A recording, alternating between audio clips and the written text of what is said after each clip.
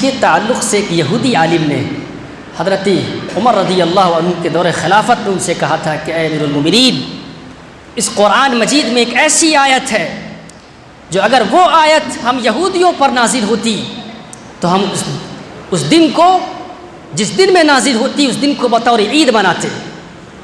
انہوں نے کہا وہ کون سی آیت ہے؟ تو بیان فرمایا الیوم اکملت لکم دینکم واتممت علیکم نعمتی ورضیت لکم الاسلام دینا۔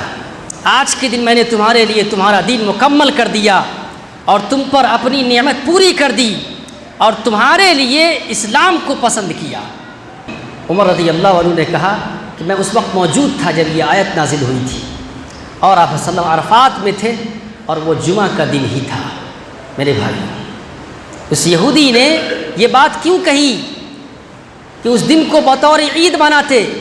اس لیے کہا کہ انہیں مذہب کے مکمل، شریعت کے مکمل، دین کے مکمل ہونے کا اندازہ تھا کہ یہ کتنی بڑی بات ہے کہ کوئی شریعت مکمل ہو جائے۔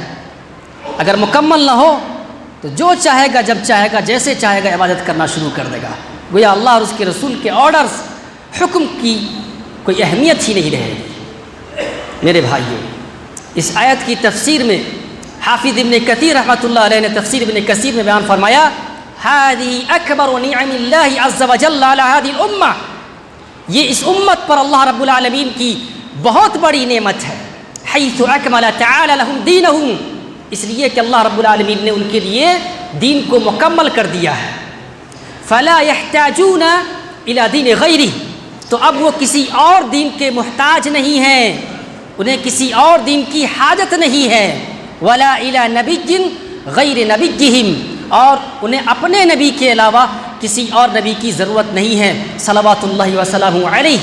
ولہذا جعلہ اللہ خاتم الانبیاء وبعثہ الی الانس والجن، اللہ رب العالمین نے آپ صلی اللہ علیہ وسلم کو خاتم الانبیاء بنا کر جن و انس کی طرف مبعوث فرمایا۔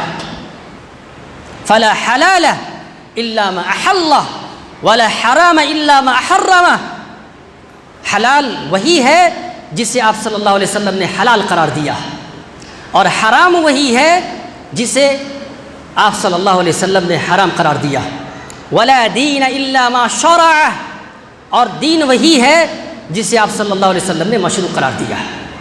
اگر اس سے آگے بڑھو گے تو بھٹک جاؤ گے، سیدھی راہ سے ہٹ جاؤ گے۔